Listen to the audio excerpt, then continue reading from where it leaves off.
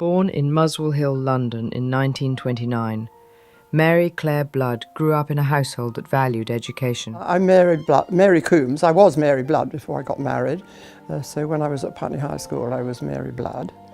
I was very shy, so I didn't stand out, I think, at all. Mostly made friends with younger children. I started in Lower 3 at Putney High in 1938. And I left in 1944 in the middle of the year when the air raid started again. Her father, a medical officer, believed women should pursue their own careers. Her sister went into science. Mary chose a different path, earning a degree in French and history from Queen Mary University. After graduation, she taught English in Switzerland, but it was back in England at a catering company called Lyons Co where her life would take a groundbreaking turn.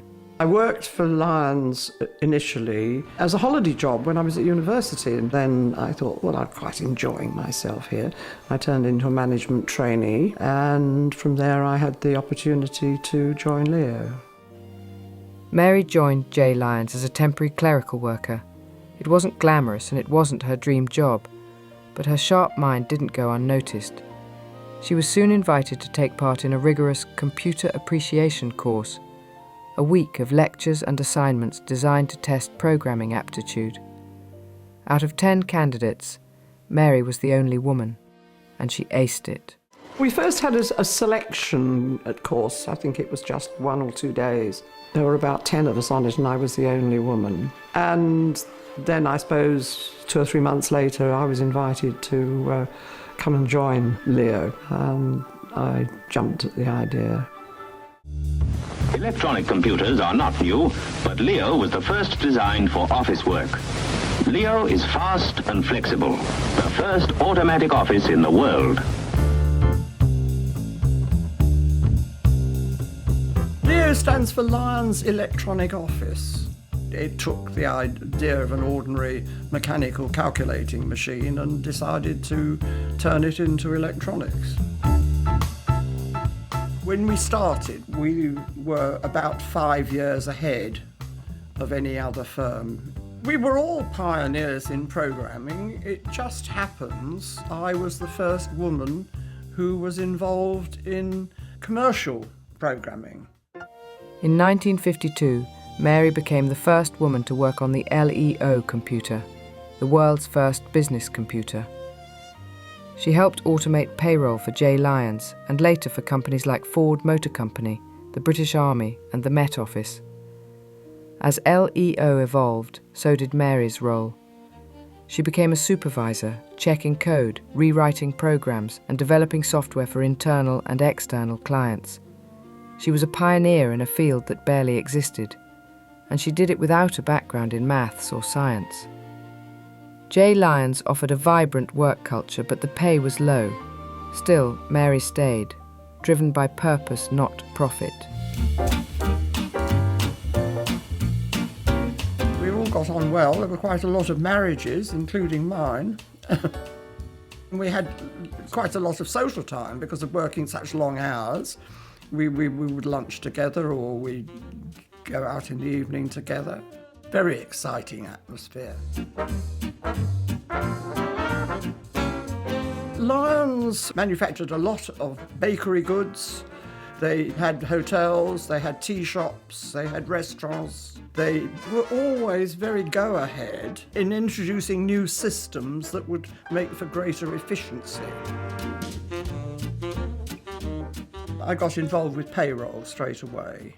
The program is fed first, laying down the sequence for the multiplicity of calculations Leo will perform. Next, the standing orders and the telephoned revisions, T-shop by T-shop, are fed in, with the overriding variations on the paper tape.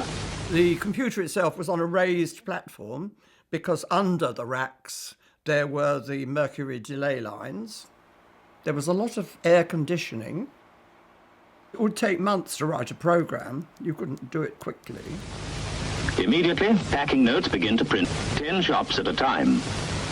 At the same time, charges to tea shops and sales statistics are being recorded. The results came out on teleprinter tape and then had to be printed. I mean, a modern computer has a huge store of umpteen gigabytes.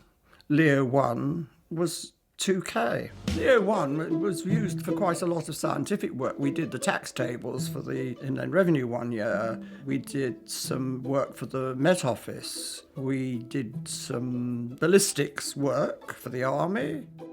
The longer we went on, the more likely it was that some of our staff would leave and join other firms. I can remember we spent half a day and the whole evening trying to work out why a program kept going wrong. And you would sit at the control desk and you would try and analyse exactly where in the program it was going wrong. Because, of course, it was a valve machine, and valves are notoriously unreliable. I remember we spent one very long session trying to find an intermittent error. Eventually, it was found that it was interference from the manager's lift, which wasn't very far from where the computer was. In the 1960s, Mary transitioned to English Electric and later ICL. As family commitments grew, she shifted to part-time work, editing manuals and even teaching programming. Eventually, she left computing to become a primary school teacher.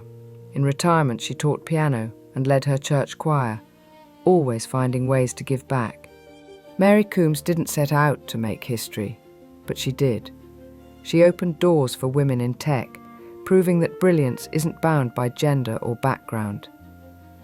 Mary Coombs, the First Lady of Commercial Computing, a pioneer, a teacher, a trailblazer. It's quite interesting to be able to Google your name on the computer. I definitely feel proud of being involved. Oh yes, it's made life much more interesting.